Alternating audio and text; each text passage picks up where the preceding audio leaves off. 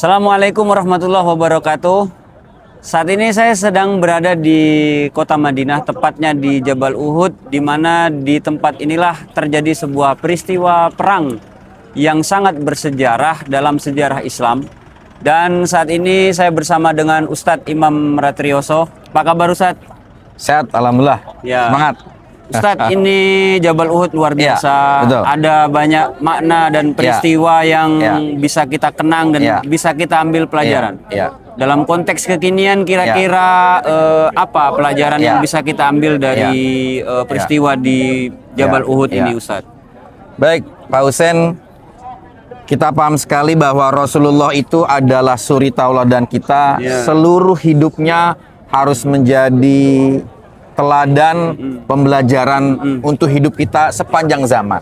Nah, dalam konteks sirah nabawi, dalam konteks peperangan Uhud ini, kita paham dalam sejarah bahwa kita mengalami kekalahan ya.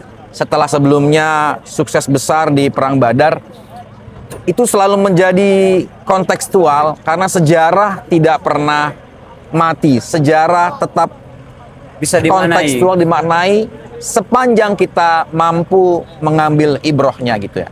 Nah, kalau kita lihat dari sejarah Uhud itu kan pembelajarannya adalah satu soal kepemimpinan, yang kedua soal strategi, dan yang ketiga soal ketaatan. Ya kan? Berarti ada tiga makna ya? Ada tiga, kepemimpinan, ketaatan, strategi dan ketaatan. Di dalamnya ini adalah disiplin.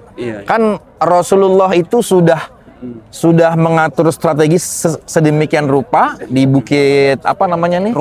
Rumat ini menempatkan pemanah-pemanah. Para pemanah. Jadi pemanahnya dari sana. Dari sana ya. Nah, ketika kemenangan sudah ada di depan mata, sahabat-sahabat para pemanah ini tergoda duniawi melihat harta-harta ghanimah yang bisa segera dimiliki. Jadi pembelajaran pertama adalah bahwa kita perlu taat pada pemimpin. Ya, kepemimpinan Rasulullah. Yang kedua adalah strategi.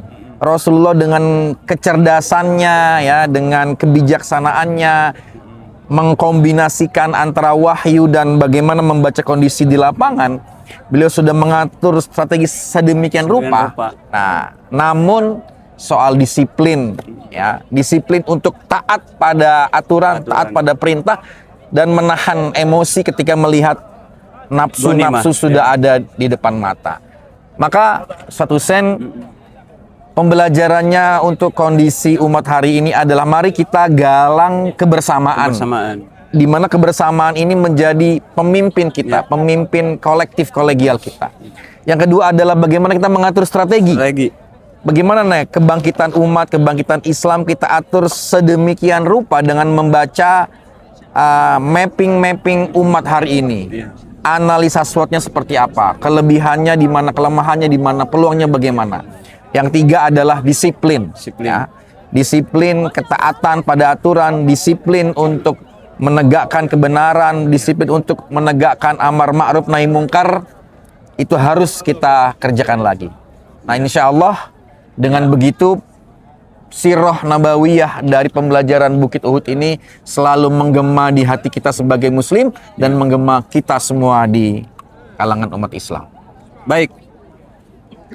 Sudah dijelaskan dengan sangat gamblang oleh Ustadz Imam Ratrioso. Semoga kita bisa mengambil hikmah yang baik dan tentunya bisa menjadi pelajaran bagi kita untuk kebangkitan umat Islam di masa yang akan datang. Amin ya rabbal alamin.